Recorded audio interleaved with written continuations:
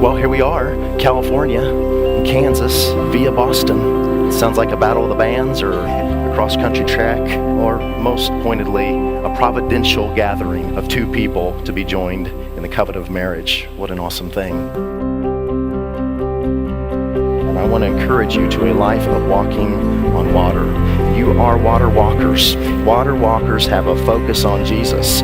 Peter was in that boat with those guys, and they're wailing away, and the wind is blowing. But he looks out, he sees Jesus after he hears his voice and says, "Let me come to you."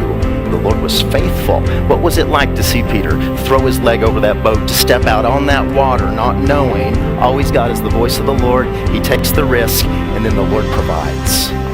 And number 5, Lauren will be an awesome wife for Thomas because she already has a shotgun. But in all seriousness, God has really paved the way for this relationship, and I'm really excited to see where it goes. These two have put so much work into their relationship, especially the past year, and it was always such a perfect representation of love. I couldn't be happier for either one of them. Thomas and Lauren. Thomas, out of millions of people in California, the Lord reached down and lifted up and brought you, kind of a hippie, to Boston to marry. And Lauren, out of Kansas, out of thousands of people, the Lord reached down and got you a bit of a redneck and brought you to Boston. And the Lord has provided. He's provided for you guys. He's provided so many times, and He provides for water walkers even when the trials increase. Peter gets out there, and we don't know if he walked 10 feet or 10 yards, but he gets out there and the winds pick up, and the wind's blowing, the waves are moving, and he begins to look a little away from Jesus and look to the waves, and he begins to sink. Trial. Wish we didn't have the trouble.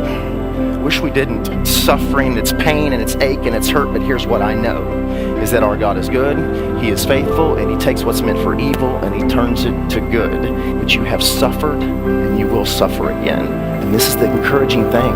Even if you lose vision, and the winds blow you off, and you begin to sink, you cry out like Peter cried out, and you know the hand of the Lord.